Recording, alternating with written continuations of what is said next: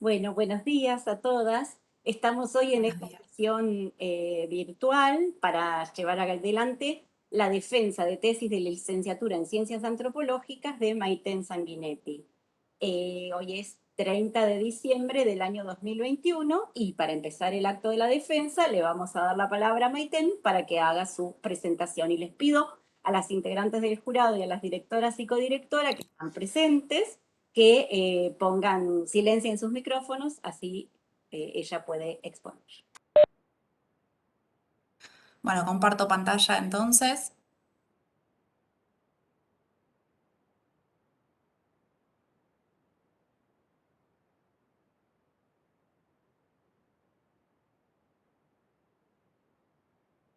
¿Se ve bien? ¿Se escucha bien? ¿Todo?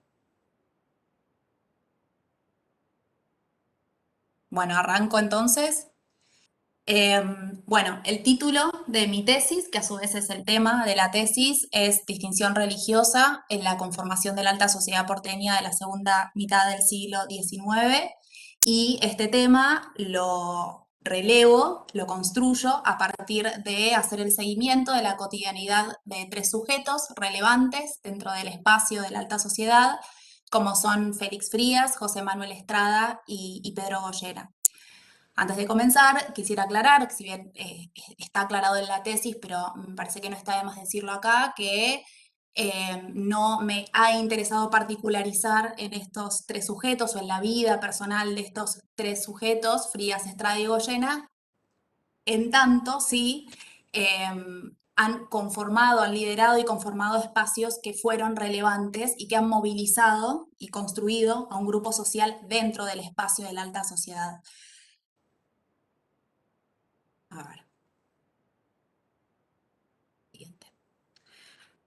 Bueno, para empezar, la defensa a mí me interesa detenerme sobre cómo construyo el problema de investigación, sobre todo porque el problema de investigación emerge o habita en mí incluso antes de saber que iba a ser el tema de investigación de la tesis.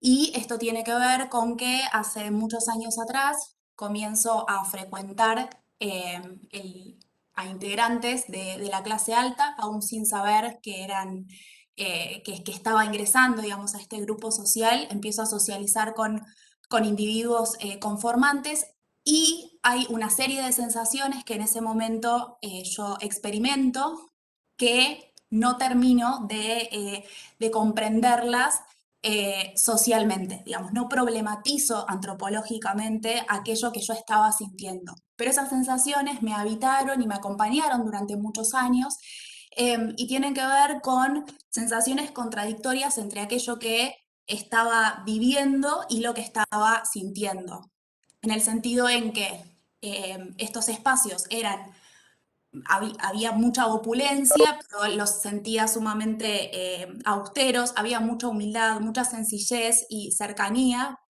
pero sentía mucha distancia, digamos, todo el tiempo me sentía fuera del grupo.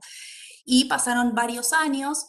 Dentro de este grupo comienzan todos a contraer matrimonio, en todos los casos por iglesia, iglesias también muy austeras, y todos fueron casados por un ex compañero de la secundaria que era cura, y al reflexionar en torno a esto o preguntar, con naturalidad me comentaron bueno, que muchos de su escuela católica de varones habían seguido el seminario para ser curas, lo cual llamaba mi atención, pero no lo problematizaba.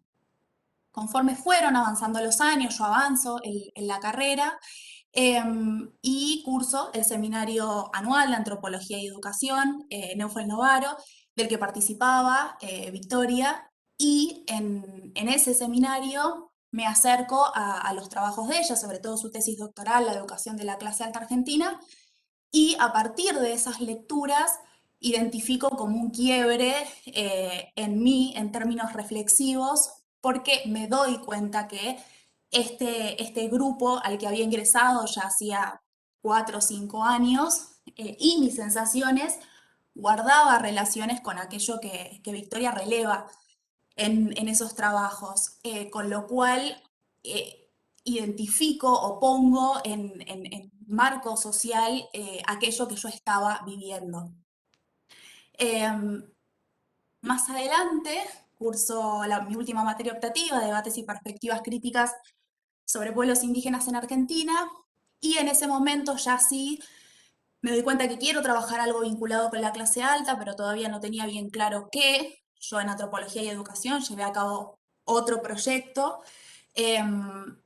Y es que, bueno, en ese ensayo sí entrevisto a un integrante de la clase alta y algunas de las reflexiones y algunos de los aspectos trabajados en ese ensayo me hacen dar cuenta que quería profundizar esas líneas de investigación, que no tenían directamente que ver con la vinculación entre clase alta y catolicismo, pero sí que estaba interesada en abordar a la clase alta. Diálogo con Victoria y con Andrea, y quedamos en hacer una tesis que profundice esas líneas de investigación. Pero lo que viene después, que es conocido por todos, es 2020 y bueno, y el confinamiento obligatorio y la pandemia, y entonces las dificultades en torno a cómo llevar a cabo un trabajo de campo en ese contexto de encierro. Em, pero lo que sucede durante el confinamiento es sumamente provechoso y hace al problema de investigación porque comienzo a incorporar lecturas que me incorporan nuevas preguntas, la incorporación al grupo de trabajo sobre jerarquías que coordina Victoria, Matías Londó y Florencia Lucci en el Instituto Gino Germani me ayuda también a construir preguntas y sobre todo preguntarme por justamente cómo se construyen, ¿no?, las jerarquías sociales en la sociedad a partir de legitimar ciertas posiciones, sobre todo pensando siempre en la clase alta, ¿no? Es en ese sentido que estas lecturas me hacen llegar a un texto del historiador Roberto Di Stefano, en el que menciona a la generación del 37 y a tres posturas claras en torno a cómo ordenar la nación que se tenía en ese momento. Lo menciona Sarmiento como mediante la educación, lo menciona Alberdi mediante la inmigración europea, y a Félix Frías, que pensaba ordenar la nación mediante el catolicismo. Esta pregunta y ya estas reflexiones que yo venía teniendo me ayudan a pensar en Félix Frías como tal vez un sujeto del que yo podía, del que yo podía indagar y construir algún problema que vincule clase alta y catolicismo, ¿no? Pero bueno, como vengo diciendo, el trabajo de campo estaba complicado, el acceso a fuentes era muy difícil, Biblioteca Nacional cerrada, Archivo General de la Nación cerrado, con lo cual llevar a cabo el trabajo de campo era complicado. Por suerte yo ya había tenido incorporado en seminarios una reflexión crítica en torno a la función indispensable del antropólogo con el estar ahí, ¿no?, esta idea de qué es el campo, si necesito trasladarme a algún territorio o no. Y bueno, y una vez superadas estas ideas limitantes en torno a esta idea del campo, es que comienzo a buscar fuentes que me acerquen a, sobre todo, bueno, primero a Félix Frías, ¿no? Por suerte doy con un material digitalizado, socializado en internet por la biblioteca Cervantes, que son las obras completas de Félix Frías, que consta de 8 tomos. Yo trabajo en la tesis con 2 tomos, sobre todo con el primero, y a partir de preguntarme por la red de relaciones construidas por los mismos sujetos, ¿no?, a partir de hacer justamente el seguimiento de bueno, sus vínculos y su cotidianeidad, es que doy cuenta que esta compilación de obras de Félix Frías la lleva a cabo los hermanos Estrada, Santiago y José Manuel Estrada, y Pedro Goyena. Por lo tanto, la pregunta ahora era, bueno, si consigo fuentes primarias que me permitan hacer estas mismas reconstrucciones con José Manuel Estrada y con Pedro Goyena. Por suerte me sucede lo mismo, doy con fuentes primarias de José Manuel, las obras completas de Estrada y un libro que consigo fácilmente, que copila algunos de los debates en Parlamento y algunas reflexiones, cartas y demás de Pedro Goyena. Y teniendo esto como fuentes primarias, empiezo a trabajar y a generar lecturas de otros historiadores, sobre todo interesados en estos sujetos, así como citas de fuentes primarias en otros trabajos. Por lo tanto, la metodología de investigación se centra principalmente en estos tres tipos de fuentes: estas primarias, secundarias y trabajos previos interesados ya sea en estos sujetos o en los espacios que conforman. Bueno, el objetivo de investigación de mi tesis tiene que ver con llevar a cabo la reconstrucción de los procesos de distinción religiosa que tuvieron lugar durante la conformación de la alta sociedad porteña en la segunda mitad del siglo XIX.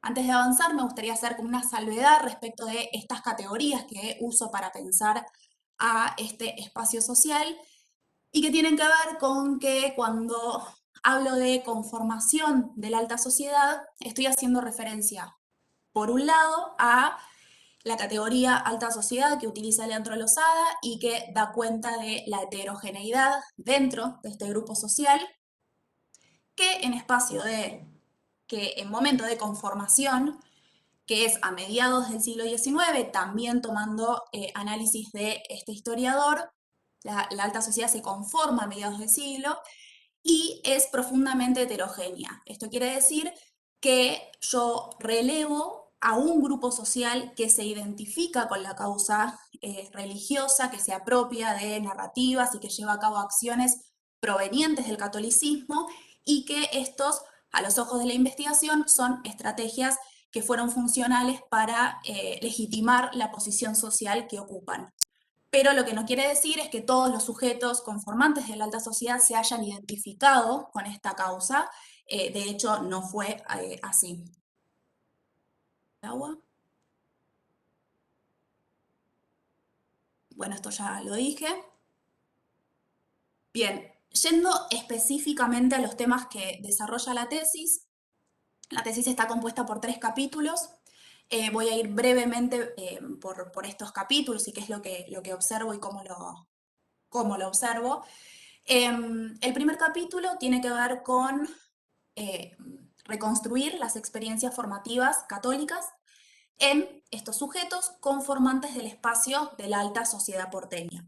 Cuando hablo de espacios de la alta sociedad, me refiero justamente a este periodo de conformación de la alta sociedad, en donde, por supuesto, que ya existía como un grupo social diferente al resto en términos de ser poseedores de algún tipo de poder, pero que aún no tenía conciencia hacia adentro distintiva, digamos, como tal, como grupo diferente. Esto empieza a suceder a mediados del siglo, ¿no? Por lo menos eso es lo que trato de relevar en la tesis. Bueno, y estas experiencias formativas católicas las construyo valiéndome de variables de análisis que también son recuperadas de Lozada y que tienen que ver con hacer una reconstrucción de tanto Frías, Estrada y Goyena, pero por supuesto también otros sujetos que forman parte de estas experiencias formativas católicas, integrantes de la alta sociedad, y tiene que ver con la reconstrucción de cuáles son sus orígenes familiares, esto es, cuál es la antigüedad en el territorio. En todos los casos que relevo, estos sujetos tienen una antigüedad que se remonta a la época colonial, y sus antepasados ya tienen alguna vinculación en donde se acumula algún tipo de prestigio en participación, por ejemplo, en política. Los ámbitos educativos, lo que hago es relevar a qué colegios y a qué universidades estos sujetos acuden, y un carácter característico de ese momento, que es la educación mixta. Por supuesto, ya el hecho de que estén educados es un carácter diferencial con el resto de la sociedad, en un contexto en donde el analfabetismo era la norma. Y después los espacios de encuentro, los ámbitos de reunión y esparcimiento que estos individuos frecuentan. Algo que es importante y que yo relevo en la tesis tiene que ver con que hay 2 momentos en la tesis que tienen que ver inclusive con los años en los que estos sujetos se educan o participan de estos ámbitos de reunión, y que tiene que ver con que Félix Frías nace en 1816, por lo tanto participa en espacios de encuentro que están vinculados con la época de Rosas, con la generación del 37, y el momento de José Manuel Estrada y Pedro Goyena, que nacen en el 42 y en el 43, y por lo tanto el contexto en el que llevan a cabo estos encuentros, estas reuniones, ya forma parte de un periodo post-rosista en donde efectivamente este escenario social cambia y tiene fuertes vinculaciones con la construcción de estos espacios desde los que pensarse y, bueno, y agruparse que tiene la alta sociedad. Es justamente, como digo, de este contexto que emergen estos espacios católicos que estos sujetos lideran o crean, que tienen que ver con la Sociedad San Vicente de Paúl, con el Club Católico Argentino, que yo relevo 2 periodos, el que preside Félix Frías, que es en 1871, y un periodo posterior que está presidido por Estrada y por Goyena, que es el de ya la generación más del 80, en el 83, que se llama la Asociación Católica Argentina. Y después el Diario Católico La Unión, que es creado por Estrada, que yo ahí puse solo un periodo, pero que también tiene un periodo previo y que después vuelve a circular en este periodo del 80, acompañando las acciones que se llevaban a cabo en el Club Católico. Ahora vuelvo sobre estos espacios.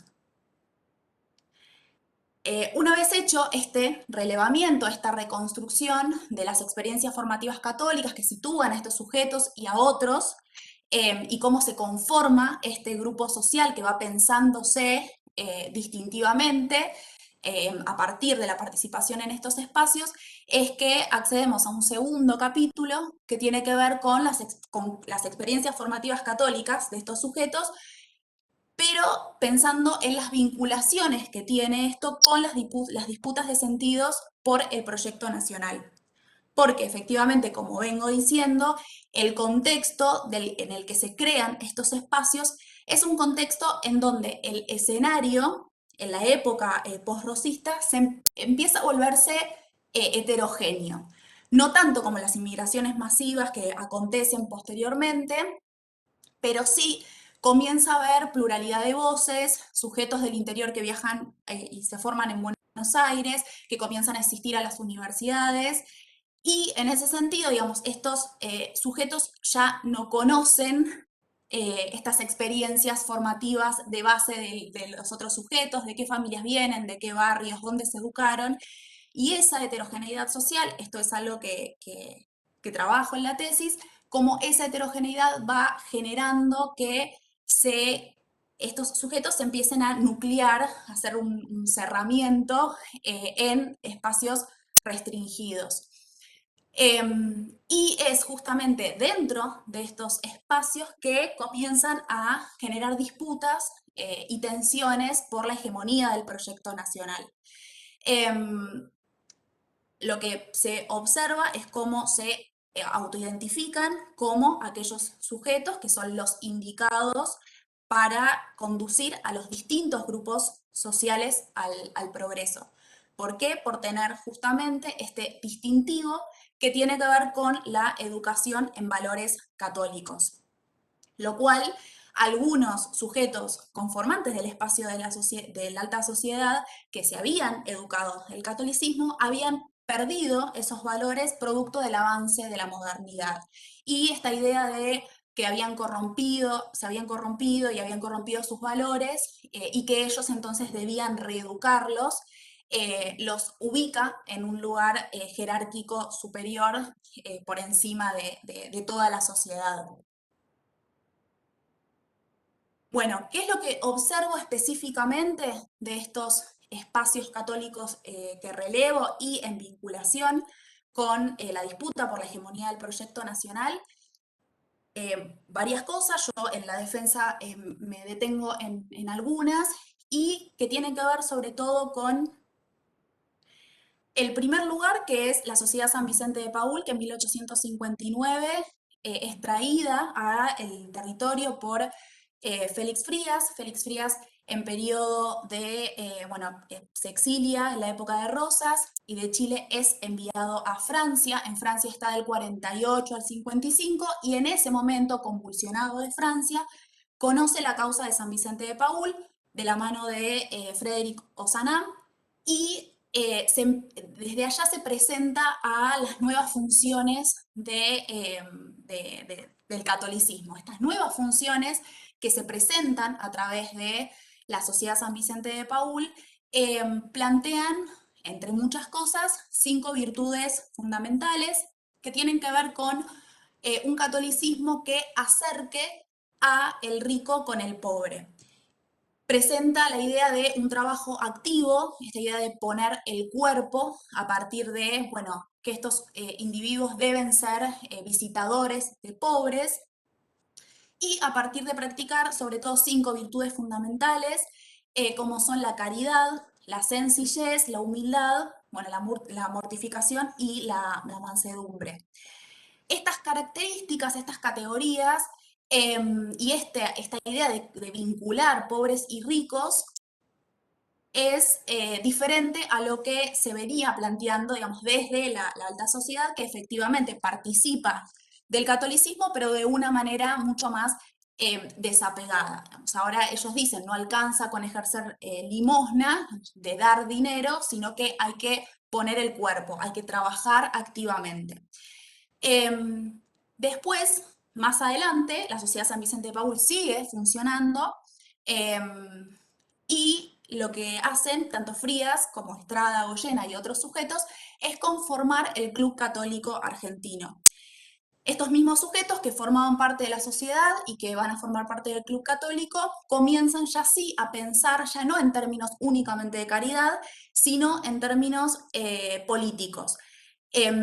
Y en este club lo que se construye es un ámbito de sociabilidad propio desde el que van a defender justamente estos principios, pero también principios que en ese momento comienzan a plantearse como amenazados por la avanzada de la modernidad. Todas las acciones que se llevan a cabo, tanto en términos caritativos y de trabajo activo en la Sociedad San Vicente de Paúl, como aquellas ideas que se difunden o que circulan en el Club Católico, van a ser publicadas en el diario La Unión, creado por Estrada y Goyena. El tercer capítulo de la tesis, que es el último capítulo, yo vuelvo sobre todo esto que vengo analizando, pero para pensarlo justamente en términos de cómo se construyen estos procesos de distinción a partir de los sentidos construidos y desplegados en ese proceso de conformación del proyecto nacional.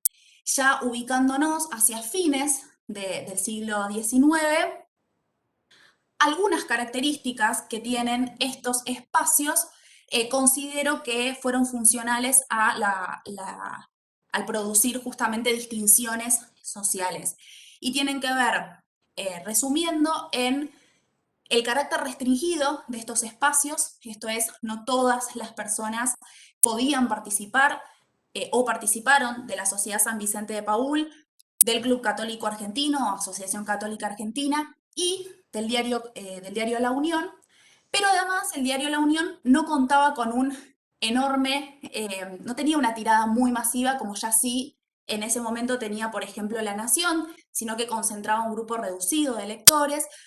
Por lo tanto, este encuentro y reconocimiento entre pares en estos espacios cerrados y estas narrativas que allí circularon, en las que se autoidentifican como distintos al resto de la sociedad, son aquellas justamente que considero que contribuyen a la reproducción de diferencias y distinciones entre los sujetos, tanto dentro del espacio de la alta sociedad, entre fracciones dentro de la alta sociedad, como con los sujetos que no formaban parte de la alta sociedad. Bueno, esto creo que ya lo dije, ¿no? Hay una participación doble que se plantea desde estos espacios, que es no solamente hacia el otro, hacia el pobre, sino también hacia el ordenamiento nacional, ¿no? y por lo tanto hay un trabajo activo en construir y mostrar qué es aquello que los diferencia del resto, y por lo tanto esto forma parte de un proceso de distinción, en tanto hay, a los ojos de la investigación, estrategias efectivas en la acreditación del valor moral detrás de la fortuna, ¿no? Como distinto de otros sujetos que tal vez tienen dinero, pero que lo utilizan de maneras diferentes y por lo tanto deben ser reconducidos. Bueno, y ya sobre el final de la tesis, abro ahí una ventana a aquello que comienza a suceder hacia fines del siglo XIX, a partir de los trabajos de la historiadora Miranda Lida, que ya hace un exhaustivo relevamiento de prensa católica, y desde donde se puede observar cómo ya una vez concretado el avance y la conquista sobre los territorios de Patagonia, que es lo que ella releva, cómo desde prensa católica se ha fomentado, se ha mostrado a el terrateniente como poseedor de una doble virtud, que a la vez de ser modernos son católicos. Y las acciones provenientes del catolicismo que llevan a cabo estos terratenientes los ubica en un lugar, terrateniente piadoso, generoso, los ubica en un lugar distintivo del resto de la sociedad. La contribución doble que se hace a la nación, en donde no solamente se va a contribuir a enriquecer la nación, a hacerla próspera en esos territorios, sino que además son buenos católicos. Y esa bondad proveniente del catolicismo es mostrada y difundida en prensa. Apellidos de familias, cuáles son las acciones y los comportamientos que llevan a cabo, son elevados moralmente. Bueno, yendo a las conclusiones de la tesis, un poco yo lo vengo diciendo, pero a mí sobre todo me interesa destacar que las experiencias formativas católicas en estos sujetos conformantes del espacio de la alta sociedad, considero al finalizar la tesis que deben ser consideradas, deben ser tenidas en cuenta a los fines de poder comprender la manera en que este grupo social piensa y acciona en el proceso de disputa de sentidos por el proyecto nacional. Sostengo que las narrativas y acciones que despliegan y ejercen estos sujetos en estos espacios que relevo, católicos, son considerados como emergentes de estas disputas. Esto es algo así como que en ese contexto, el contexto social, la coyuntura social, habilita la recuperación de determinadas categorías que los formaron en esas experiencias formativas y son reapropiadas distintivamente a los ojos de la investigación estratégicamente para poder justamente disputar en el proyecto, por la hegemonía del proyecto nacional. Y por lo tanto, los sentidos morales que construyen y despliegan durante dicha disputa son aquellos que terminan por formar parte de los procesos de distinción religiosa de la alta sociedad porteña a los fines del siglo XIX. Por último, me parece muy relevante que efectivamente el estudio de cómo se forman las élites puede desplegarse a través de fuentes documentales, lo cual contribuye, enriquece a la comprensión de cómo tales procesos en curso en nuestro país se han ido construyendo históricamente. Me parece importante, digamos, volver sobre el principio, digamos, en cómo construyo el problema de investigación, en donde mis preguntas y mis reflexiones emergen de situaciones que formaron parte de mi cotidianidad y que por lo tanto están vigentes aún. Catolicismo y estos valores y esta forma de ejercer distancia social con los otros están presentes aún en día. Por lo tanto, para cerrar, algunas de las preguntas que me quedan planteadas tienen que ver justamente con cuál es la relación entre la clase alta y el catolicismo en la actualidad, ¿no? A los fines de identificar la injerencia que pueda tener esta en las actuales disputas por la hegemonía del poder. Y en este sentido, la pregunta de cuáles son aquellos valores, aquellas creencias y prácticas que continúan siendo transmitidos formalmente o informalmente a las siguientes generaciones por medio ya sea de la familia o la escolarización católica, y cómo estos operan como marcos de referencia moral desde los que pensar posteriormente a los otros y pensar a la nación. Es decir, cómo se produce en la clase alta en la actualidad, las jerarquías sociales que las continúan legitimando, la pregunta de mediante qué prácticas, mediante qué acciones y cuál es la vinculación con las experiencias formativas católicas. Y con esto terminé. Bueno, una vez finalizado entonces la presentación de Maiten, le vamos a dar la palabra a las integrantes del jurado. No sé quién quiere empezar, si Diana o Mariana. Les dejo a ustedes la palabra. Tal vez, Diana, quieras empezar por las dudas que caiga la Pero conexión o... me caigo de vuelta. A ver si puedo poner la cámara para que sea menos antipático. ¿Me ven? No, no me ven, ¿no? No. Entonces, por las dudas sigo así para que no se vuelva a cortar. Bueno,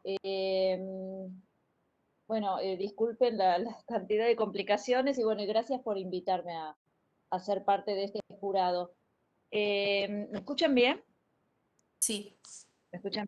Bueno, bien. Bueno, la verdad que es una tesis poco común entre las que solemos leer, ¿no? Las que solemos ver en nuestro medio. Muy interesante, me pareció muy interesante, me permitió encontrarme en detalle con algunas preguntas que yo me hice alguna vez leyendo fuentes, ¿no? Acerca de este tema, de la relación entre las clases altas, sobre todo cuando estas clases no son siempre católicas, sino a veces son digamos, de discurso liberal y sin embargo esta asociación con lo católico, ¿no? Eh, bueno, a ver, leo a partir de algunas notas que fui tomando mientras leía y ahora mientras escuchaba la exposición, em, cosas que se me van ocurriendo, ¿no? Por un lado, el tema de bueno, cuando uno empieza a leer la tesis, se encuentra con, sobre todo en la introducción, se encuentra con una especie de bloques de significados, ¿no? Que después vos los vas, Maite, vos los vas solucionando, los vas desarrollando después, ¿no? Y los empezás a definir, ¿no? Y a ajustar los sentidos que hay que darle. Entonces, por ejemplo, ¿no? El concepto de clase alta siempre es muy complicado trabajar sobre el tema de las clases y uno lee que algunos historiadores, sobre todo sociólogos que trabajan sobre clases medias también o sobre clases populares, siempre tienen, digamos, esta necesidad de dar tantas vueltas a las definiciones porque son, digamos, términos de sentido común que utilizamos, pero que son muy difíciles de operacionalizar, ¿no? Muy difícil de explicitar cuáles son los alcances de estos conceptos, ¿no? ¿Qué es lo que entra dentro de esas clases altas y lo que no? Y bueno, yo vi que luego lo terminás resolviendo con esto de espacio de la alta sociedad, ¿no? Que me pareció, bueno, una buena manera de hacer referencia a esto que incluye o que se toca, digamos, con la cuestión de pertenecer a sectores privilegiados desde el punto de vista económico, pero sin que esto implique asociarlo con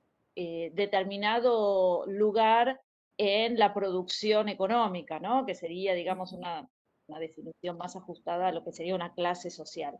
Me llamó mucho la atención, me gustó, digamos, el trabajo que haces en relación con esto, ¿no? De cómo operativizar el concepto de clase alta y en relación con la cuestión de las clases patricias, ¿no?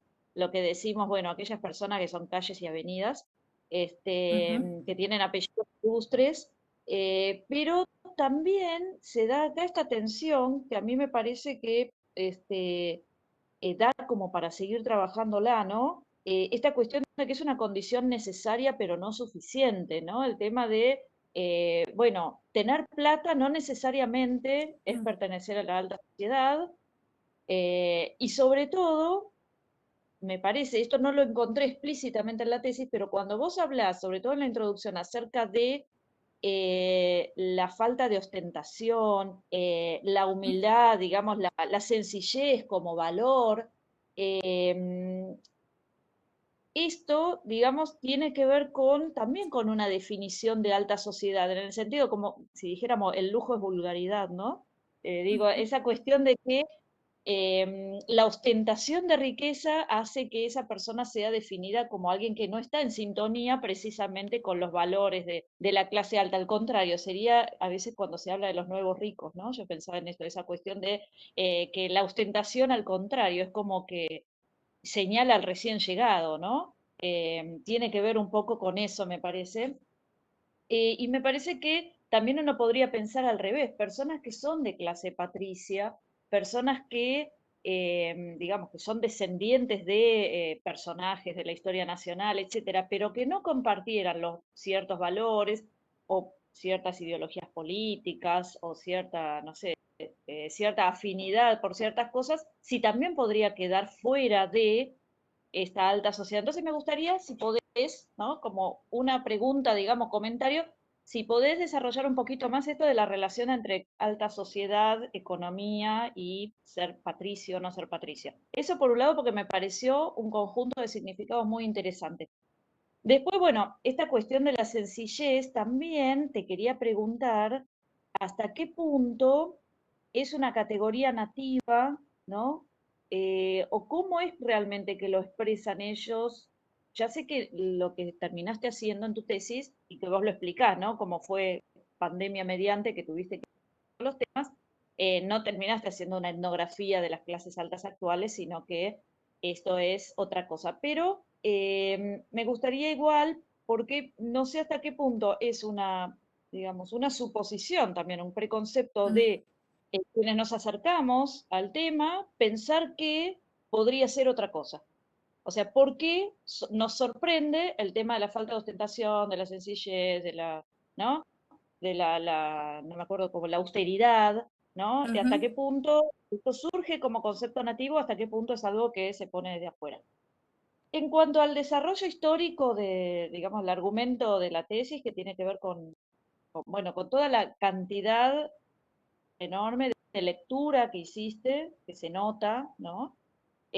Bueno, a mí me llamó la atención y me trajo, digamos, muchos recuerdos de cuando yo hice mi tesis de licenciatura, que trabajé sobre los debates parlamentarios, ¿no?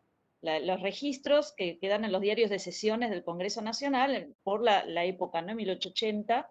Y me llamó mucho la atención y recordé cuando empecé con eso que, claro, es algo que los que no venimos de la carrera de historia no lo tenemos tan presente, y que es que esos partidos que, digamos, que hegemonizaban el debate público en la época eran los católicos versus los liberales, ¿no? Y hasta había un partido católico. Es algo que después uno no lo registra o que proyectamos hacia atrás en el pasado, y pensamos que la oposición va a ser, por ejemplo, socialistas, entre socialistas y liberales o entre otra clase de partido, y en realidad tenía mucho peso el partido católico versus el partido liberal. Y eso se ve mucho, por ejemplo, en lo que vos tomás después como epílogo, que es la discusión por la ley de educación, ¿cómo se llama? Bueno, por la ley de educación, la de 1884, ¿no?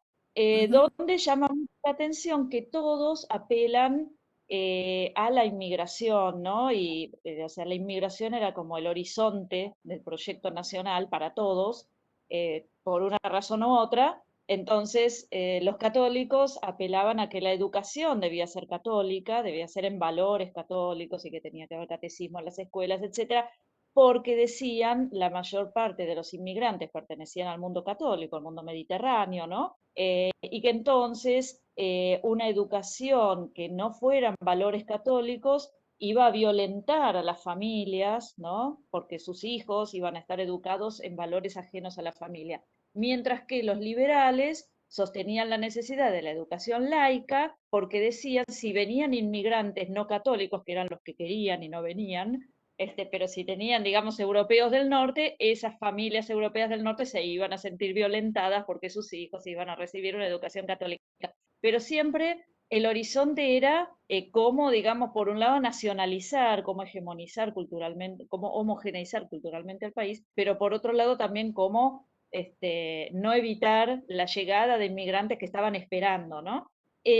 Simultáneamente, algo que a mí me llamó siempre la atención, se estaba discutiendo los subsidios a las misiones religiosas entre los indígenas que iban siendo en ese momento tomados prisioneros o sedentarizados forzadamente a través de las misiones religiosas como brazo del Estado en ese momento, de alguna manera, o como aliados del Estado en esa campaña, principalmente los salesianos, los franciscanos y también los anglicanos en algunos lugares, como en Tierra del Fuego. Entonces, en paralelo, se estaba dando el debate sobre la educación de los indígenas, y ahí uno se encuentra con que los mismos diputados liberales, por ejemplo, Carlos Pellegrini, senador en ese momento, decía que mientras él promovía la educación laica para los ciudadanos, ¿no? Porque el argumento es que la educación católica no formaba ciudadanos racionales, sino que formaba ciudadanos tendientes a la mitología y a la superstición.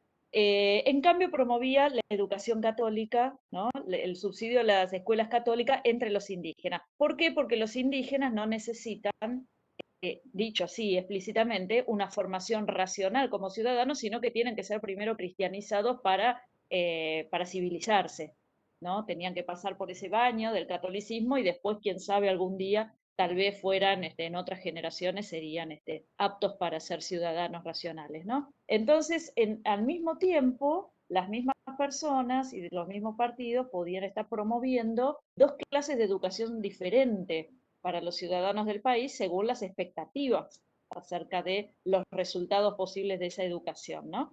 Entonces, siempre me llamó esto la atención, ¿no? Y también lo que siempre me llamó la atención fue el hecho de que uno pensaría, ¿no? Y leyendo tu tesis, uno dice, bueno, es lógico que aquellas personas que comparten un ideario católico sostengan a la educación católica y promuevan la educación católica. Lo extraño es que los liberales, que tienen un discurso incluso anticlerical, también manden a sus hijos a las escuelas católicas cuando son de la alta sociedad. Entonces ahí es que, bueno, es, digamos, a favor de lo que estás argumentando acerca de que esto no tiene que ver con el catolicismo como, digamos, como doctrina religiosa, sino que tiene que ver con una cuestión de clase, en este caso, ¿no? La cuestión de mandar a los hijos a la escuela católica o enorgullecerse de la educación católica que uno recibió y esa educación en valores tiene que ver con una cuestión de clase, no con un ideario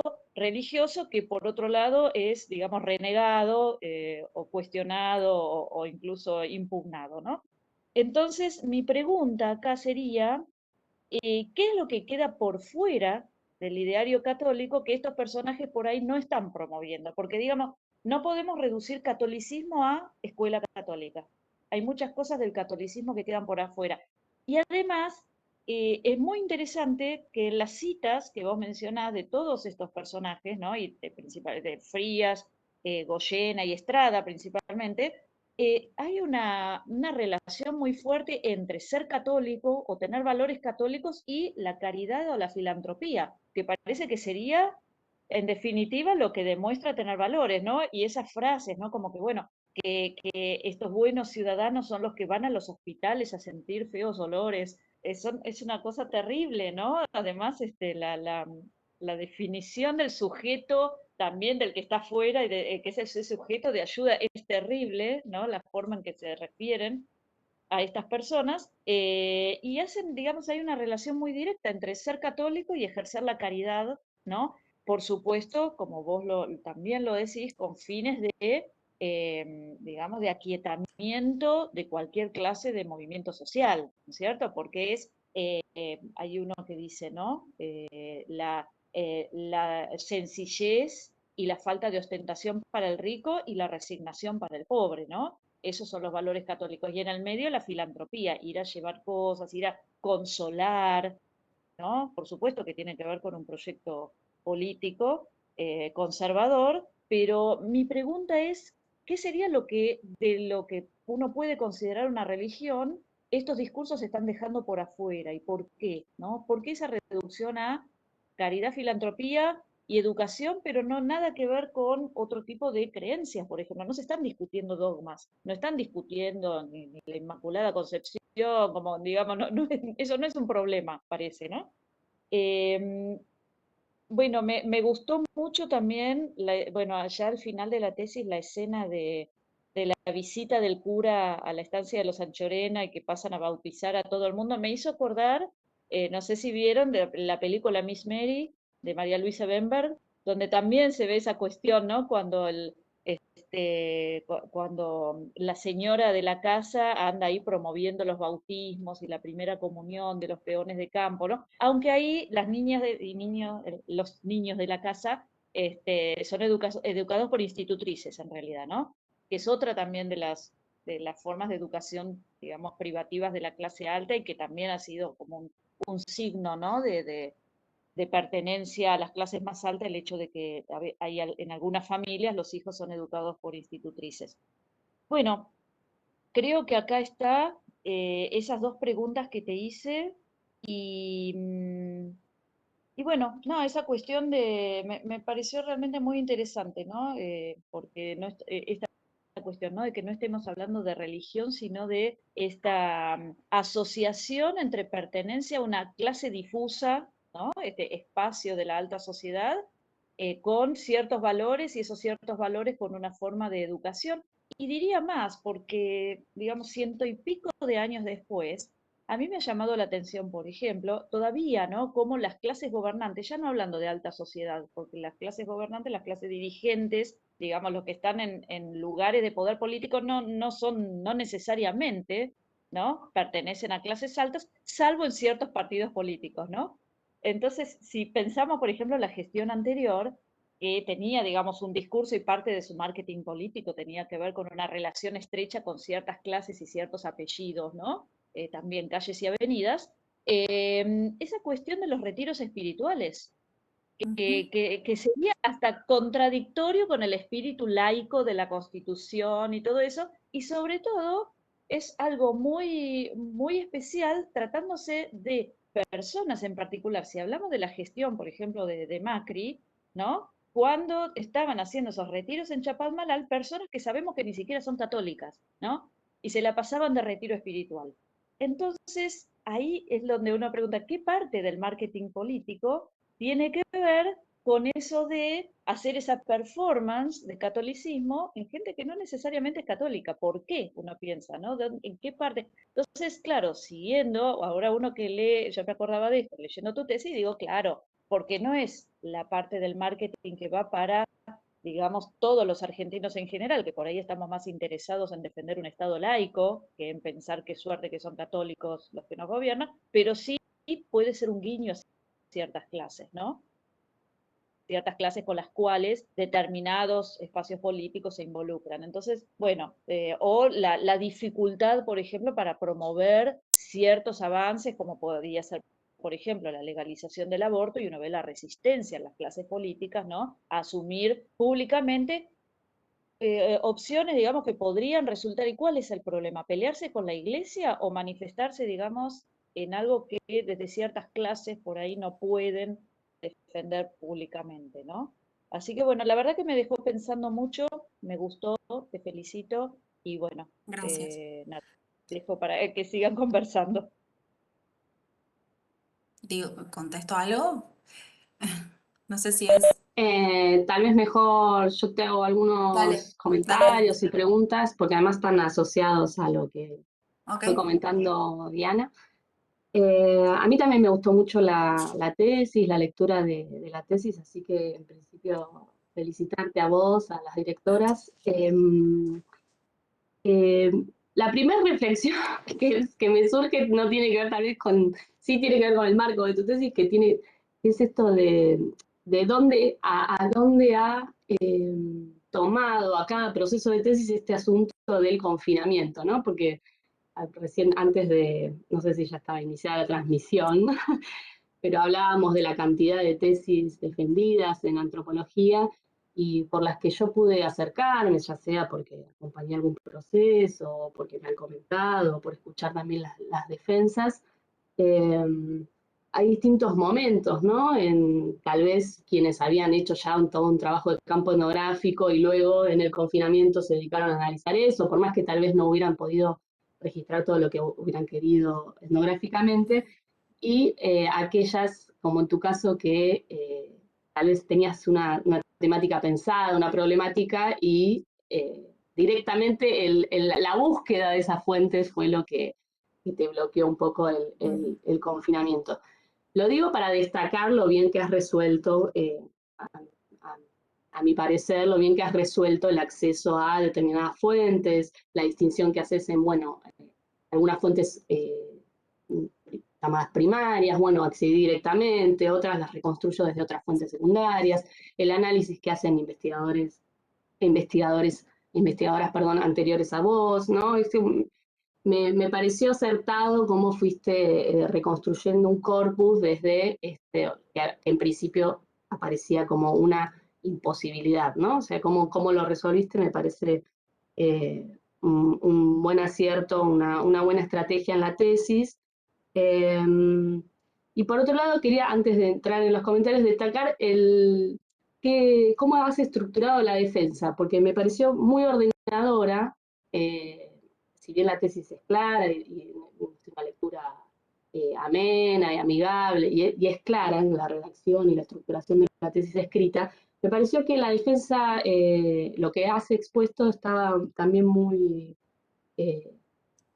Sí, me resultó ordenador y en ese sentido, bueno, destaco el carácter formativo de la defensa también, ¿no? Hablando de experiencias formativas, que a veces parece como que la defensa no es solo una cuestión que hacemos y no tiene sentido, no, destacar el sentido que me parece que ha tenido esta defensa en particular respecto de darle un nuevo ordenamiento y otra nueva forma de presentar tus resultados y tu proceso de investigación. Así que me gustó mucho también la defensa. La exposición, quiero decir. Los tres grandes aspectos que yo me fui como marcando, también tomando apuntes, como decía Diana, están por supuesto vinculados, tienen que ver por un lado con lo metodológico, que algo has vuelto a mencionar aquí, el otro gran tema de las experiencias formativas y luego de la distinción. Como me marqué como grandes bloques, si se quiere, temáticos de sentidos que vos vas desplegando y que me interesa retomar un poquito. Te voy a hacer algunos comentarios y algunos no son preguntas, sino cosas que me interesaron a mí. Por un lado, de lo metodológico, bueno, algo también has planteado respecto de qué es el trabajo de campo, ¿no? El tema de lo etnográfico como enfoque, como aproximación, y entonces te permite mirar, si se quiere, con ojos etnográficos a los materiales de archivo. Pero me preguntaba, tal vez por una curiosidad, si antes sí habías diseñado o pensado o llegado a programarte algunos encuentros etnográficos más usuales. O sea, el trabajo de campo, ir a recurrir, por ejemplo, si bien la tesis puede ser fundamentalmente histórica, digo, por ejemplo, no sé, acercarte a archivos parroquiales de las grandes parroquias y templos que has señalado como claves en este proceso. Bueno, un poquito ver cómo hablas de la imposibilidad de acercarte a otras fuentes, otros archivos, pero quería saber un poco si lo habías diseñado, algún trabajo de campo etnográfico más puntual, antes de la imposibilidad. Por otro lado, el tema de las experiencias formativas me pareció súper interesante y súper acertado cómo mostrás la potencialidad que tiene esta categoría, que en el campo de la antropología y la educación hacemos uso de ella mucho porque tiene esta potencialidad que creo que desplegás muy bien en tu tesis, que por un lado nos permite separarnos de la idea de que hay una socialización primaria de las personas, tal vez en su primera infancia, su niñez, y bueno, de ahí ya quedó formada esta persona con los determinados valores, creencias, etcétera. Y me parece que vos mostrás muy bien que estas experiencias formativas transcurren a lo largo de la vida de las personas, ¿no? Por eso resalto el carácter también formativo de esta propia exposición, ¿no? O sea, cómo a lo largo de la vida de las personas, y creo que ahí por eso es interesante como también lo combinás con la idea de las trayectorias de vida, en particular de estos tres sujetos, pero lo podemos pensar en general, cómo estas experiencias formativas se van enlazando, cuáles se privilegian por sobre otras, y esto en el acontecer de una larga duración, si se quiere, ¿no? Y no solo en la infancia. En ese sentido, me resultó interesante que mencionaras no solo las experiencias formativas familiares, escolares, los círculos literarios, ¿no? El exilio también como como parte de estas experiencias formativas de un determinado espacio social. Y ahí lo que me parecía que eran puntos que tal vez podés seguir profundizando, o si es que lo que te interesa, digamos, me parece como aspectos a seguir ahondando, darle mayor densidad, entiendo que siempre tiene que ver con, bueno, a qué fuentes accediste, etcétera. Pero bueno, cómo darle mayor densidad a la descripción analítica de esas experiencias formativas, esta cotidianidad que vos mencionás, y la escena, por ejemplo, que recién también recordaba Diana, de cuando van a las estancias y bautizan, y ¿no? como una escena como más descriptiva de lo que sucedía en estos espacios. Bueno, si está en tus planes también darle mayor densidad descriptiva a esas experiencias formativas, porque también nos van a permitir, me parece, te permitirían pensar qué es, bueno, lo voy a decir tal vez muy sencillamente, pero digamos, ¿qué sería lo católico de esas experiencias formativas? Pues no todas esas experiencias formativas son católicas de por sí, digamos, o no están planteadas o propuestas inicialmente, ¿no? El exilio, bueno, no sería una experiencia per se católica, pero que de ahí hace sentido para pensarlas, para que vos las pienses como parte de estas experiencias católicas, ¿no?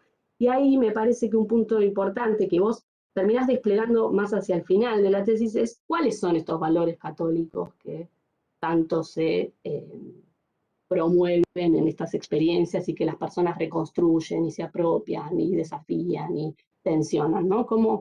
¿Cuáles son? Y nos vamos enterando hacia el final, como por ejemplo las grandes virtudes, etcétera, pero tal vez al principio de la tesis es más un suspenso, ¿no? Digo, bueno, ¿cuáles son esos valores católicos que se despliegan acá? Así que están como relacionados los puntos. Por eso te decía, bueno, tal vez darle mayor descripción a eso te permite ver esos valores. Me pareció súper interesante cómo lo vas desarrollando y vas tirando un montón de puntas que si quisieras seguir con esta temática tenés un montón de cuestiones súper interesantes para ver. El rol de las mujeres, vos lo planteás en estas experiencias formativas, ¿no?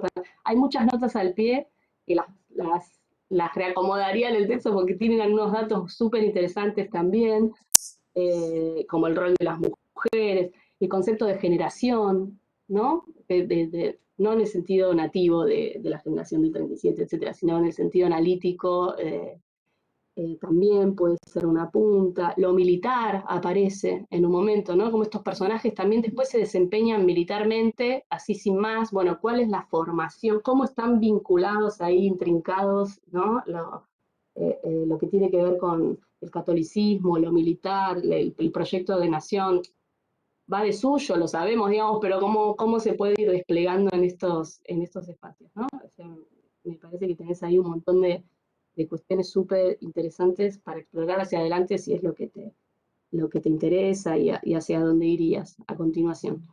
Y para no seguir extendiéndome mucho, la otra cuestión de la distinción a través del catolicismo me pareció muy enriquecedora tu aporte. primero en el sentido de poder ver la heterogeneidad, como decía también Diana, en este espacio de la alta sociedad, ¿no? La heterogeneidad de apropiaciones de este catolicismo que, vos lo mencionás varias veces, parece haber perdido ciertas batallas, pero en realidad había ya y continúa permeando un montón de valores y de cuestiones del sentido común más generalizados, si se quiere, ¿no? O sea, en ese sentido, por eso tal vez dabas por sentado algunas cuestiones de cuáles son estos valores. Me pareció muy ilustrativo entonces esto para pensar la heterogeneidad de este propio espacio de la clase alta, cómo ciertos personajes o ciertos sectores utilizan este catolicismo como un accionar político, más allá de que todos compartieran algunas creencias respecto de eso. Y en ese sentido, sí, la vinculación con el anclaje de quienes tenían determinados poderes para accionar políticamente, económicamente, me parece una clave súper interesante en tu tesis. Y ahí yo me anoté respecto a la distinción hacia adentro de la clase alta, me parece que está muy bien desarrollada, y me quedaban preguntas respecto de la distinción respecto de el resto de la sociedad, ¿no? Que, bueno, un poco lo comentaba también Diana, tiene que ver con esta distinción que nos remite de nuevo a la variable socioeconómica o de prestigio, etcétera, ¿no? Y me parece que hay un punto clave en tu tesis, que es esta figura de esta combinación entre lo moderno y el catolicismo, y esta doble virtud, digamos, que desplegás hacia el final. Y la figura me parece súper interesante para hablar del dador y del visitador de pobres. Es como una figura que me parece súper interesante para explorar, sobre todo también por las consecuencias que tiene luego de esta idea de ir hacia, ¿no? Parece como muchos intermediarios incluso dan un discurso laicizado, ¿no? De el visitador social, ¿no? Como visitadora social.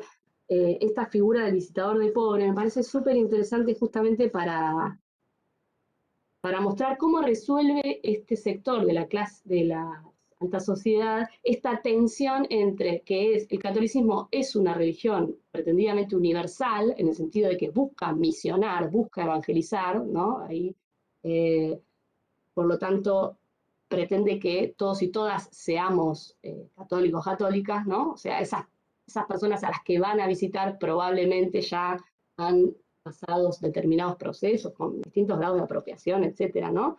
Respecto del catolicismo, cómo vuelve a instaurarse, cómo se resuelve esa tensión de algún modo, recurriendo a estos valores de tolerancia, de caridad, que siempre mantienen a la figura del dador en una posición de poder, digamos, ¿no? Entonces, ahí me parece que tenés un punto súper interesante de la distinción, no solo hacia adentro del sector de la alta sociedad, porque, bueno, quienes se acercan a los pobres y quienes no, digamos, ¿no? Quién es el verdadero católico, el buen católico es aquel que se acerca, etcétera, etcétera. No solo es dar, sino ir, llevar, estar, ¿no?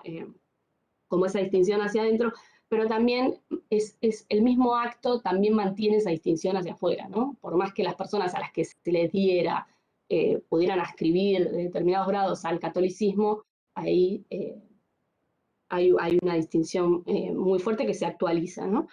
Y en ese sentido también me parecía que, y respecto también de lo que recordaba y traía Diana, hay la distinción fuerte con otros tipos de religiosidades que tal vez no aparecen mencionadas en el escrito, ¿no? Como cuáles son aquellas otras, no para analizarlas, pero bueno, con qué también se está debatiendo ahí en el campo de lo religioso, que por supuesto que no es que tu tesis está centrada en el campo de lo religioso, sino justamente en todas estas intersecciones. Pero bueno, así que un poco esos son como mis comentarios barra inquietudes, porque que me despiertan a mí, como porque bueno, también por la trayectoria propia que me fue llamando la atención. Así que bueno, eso, felicitaciones. Gracias. ¿Contestó algo de todo? No, bueno, un poco lo que pensaba, muchas cosas pensaba, algunas ya no las pude retener, pero sí un poco esto de que me hace reflexionar y que un poco lo relevo o trato de plasmarlo por escrito en el problema de investigación, y es que mi acercamiento al tema fue como de una incorporación, digamos, yo empiezo a frecuentar estos espacios no desde un lugar de buscando, no sé, la otredad, o sea, no tenía reflexiones en ese sentido, entonces, digamos, hay mucho de lo que yo fui incorporando que después vuelvo, digamos, pienso o recuerdo determinadas cosas a partir de ya reflexiones generadas bueno, por los relevamientos que hace Victoria y después más adelante otro tipo de lecturas.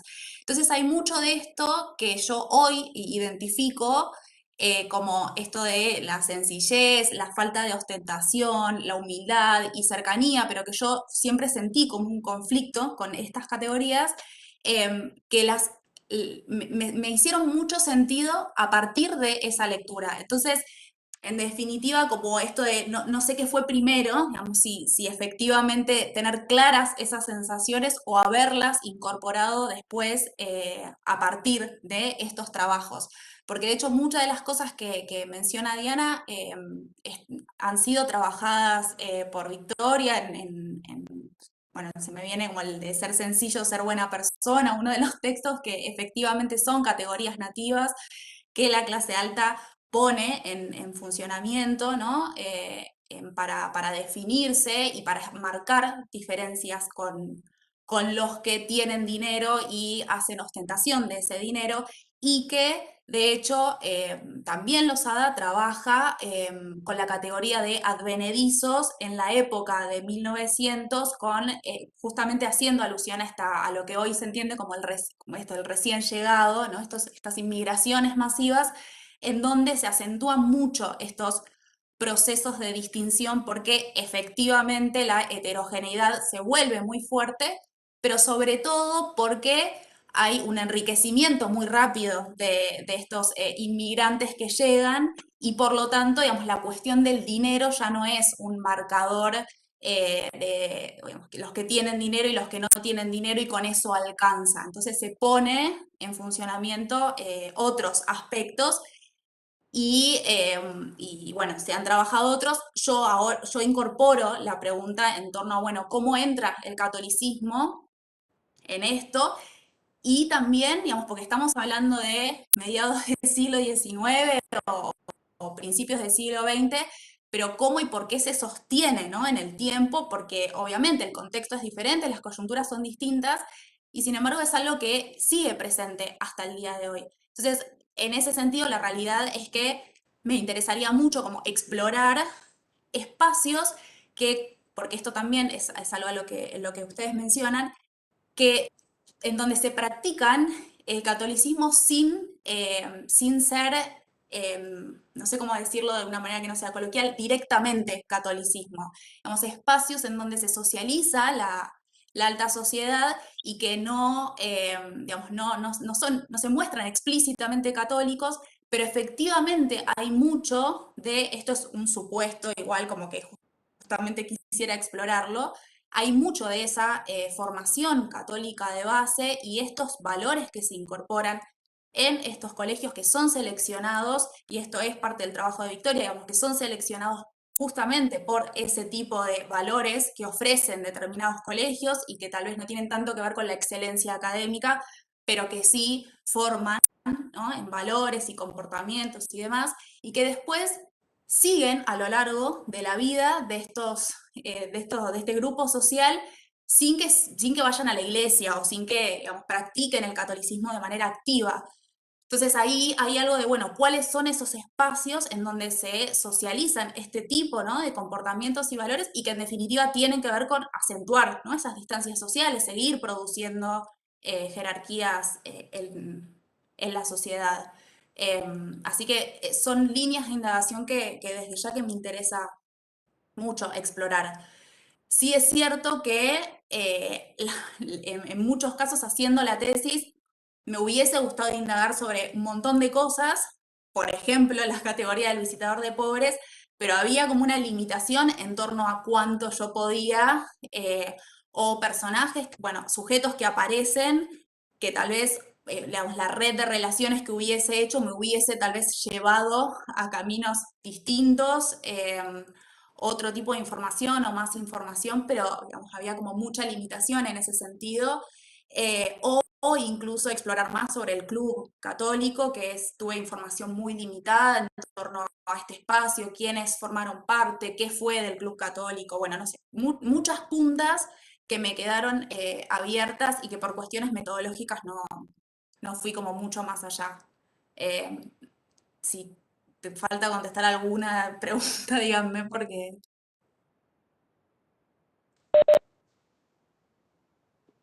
Por mi parte está respondido. Ok. ¿Sí?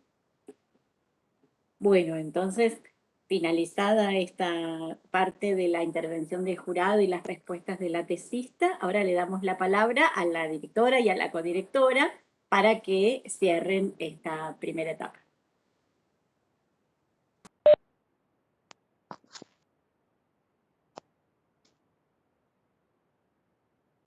Que es, no, te escuchan. ¿La palabra? No te escuchamos bien. ¿No? No. A ver ahora. Hola, hola, hola. Ahora sí. Yo te escucho.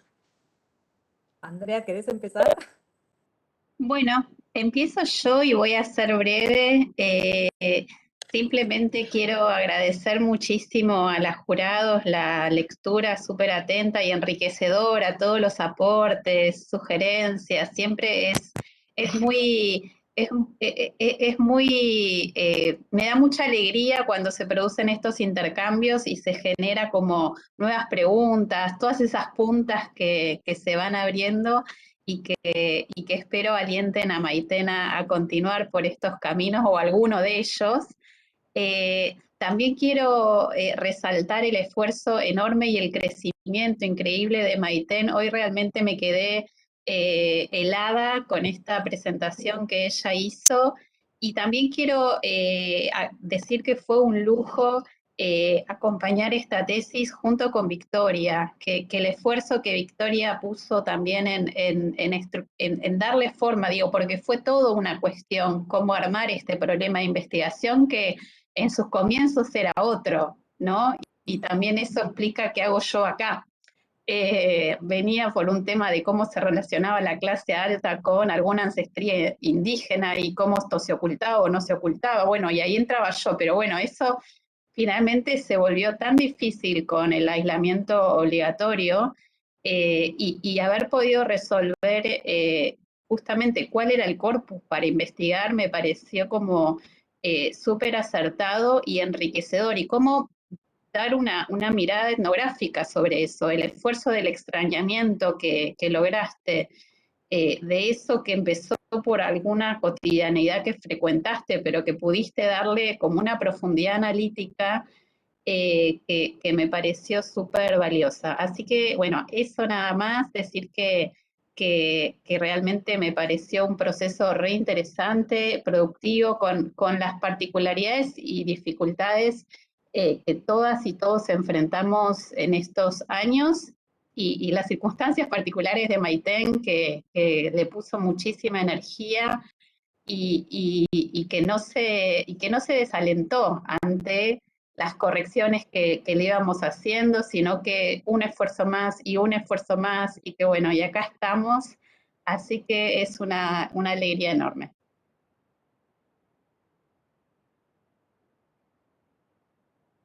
A ver si se me... Hola, hola. ¿Sí? Sí. Ah, genial. Bueno, yo me sumo a lo que recién decía Andrea, cuando Maiten justamente tenía construido otro problema de investigación y durante el 2020 todo el tiempo estábamos esperando que, bueno, ya se abre, y no se abría más. Y en un momento dijimos, bueno, es septiembre, entreguémonos a que esto no va a cambiar.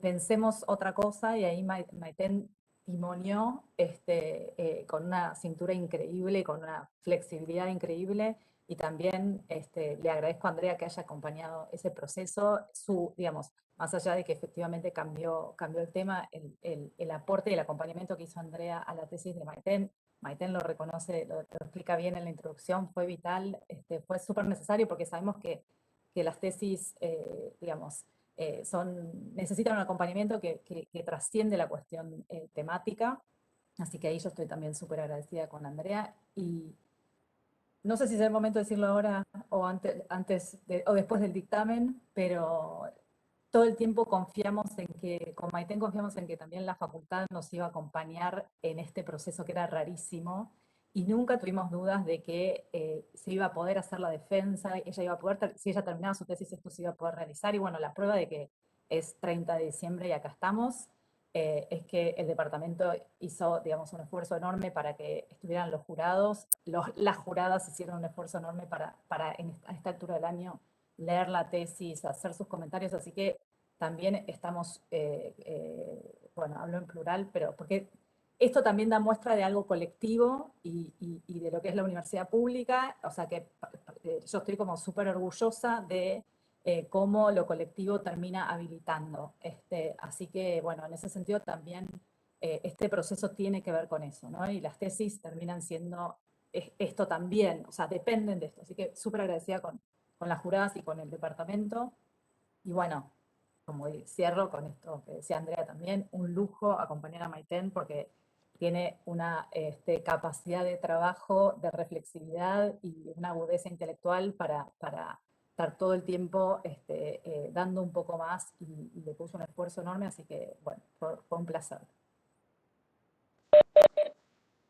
Bueno, con esto, entonces, cerramos la primera etapa de la defensa. Vamos entonces a dejar a las integrantes del jurado a que pasen a deliberar, y en unos minutos volvemos a encontrarnos para la lectura del acta.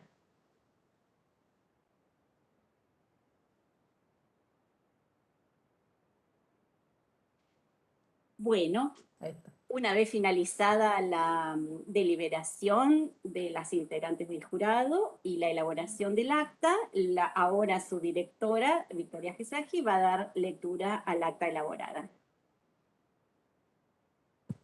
Bien. En Buenos Aires, el 30 de diciembre del 2021, a las 9 de la mañana, se reúne el Tribunal de Evaluación de la tesis de Maiten Aldana Sanguinetti. La tesis presenta una organización y redacción claras. La secuenciación de los capítulos resulta acertada. Arriba conclusiones y presenta interesantes líneas de continuidad para la investigación. La investigación aborda de manera original las experiencias formativas en las trayectorias de vida de determinados sujetos que fueron relevantes en el espacio de la alta sociedad de finales del siglo XIX.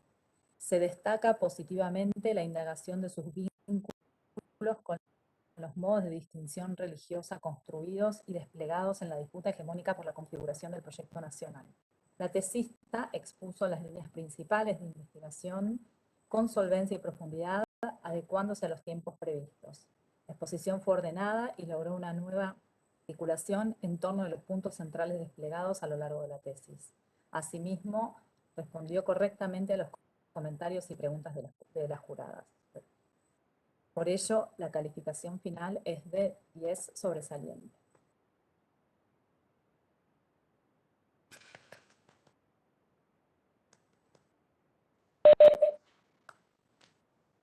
Con esto entonces finaliza el acto de la defensa de tesis de Maiten. Desde el departamento la felicitamos y estamos muy contentos de tener una nueva graduada.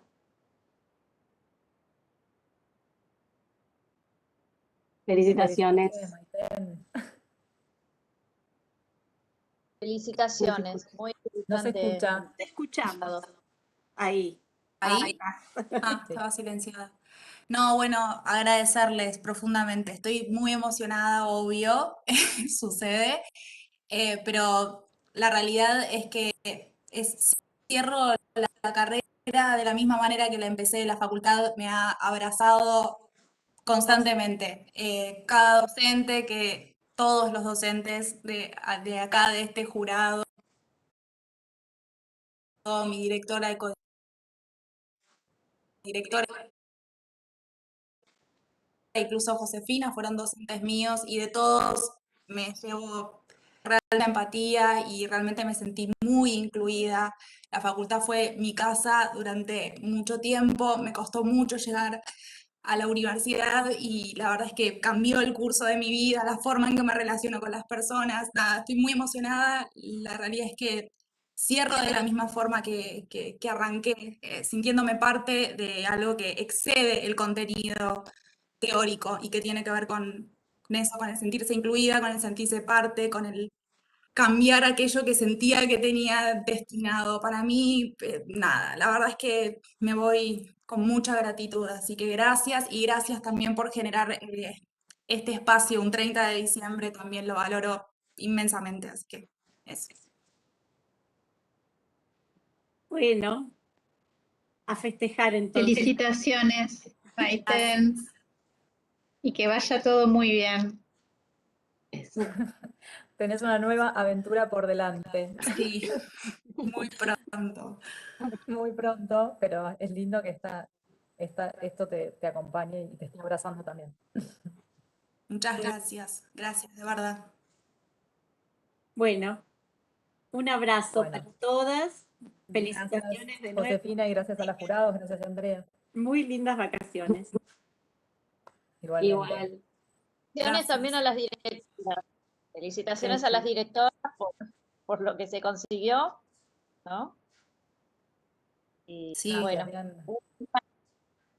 Sí, y es obvio, lo daba como por sentado, pero la realidad es que el trabajo de tanto de Victoria como de Andrea, o sea, yo no hubiese podido llevar a cabo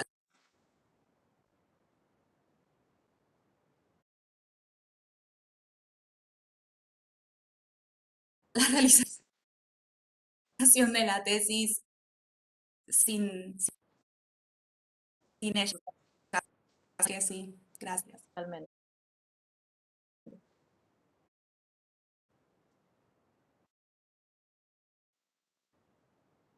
Gracias. Bueno, Gracias a todas. Gracias. Muchas Chao. Buen fin gracias. de Buen año. fin de año, un buen descanso para todas. igualmente Fin para de todas. año. Chao. Vos también, Fina, ya no hay más tesis, ¿no? No. Las próximas Mañana. Josefina nos dice, mañana, 31 de... nos queda una última oportunidad.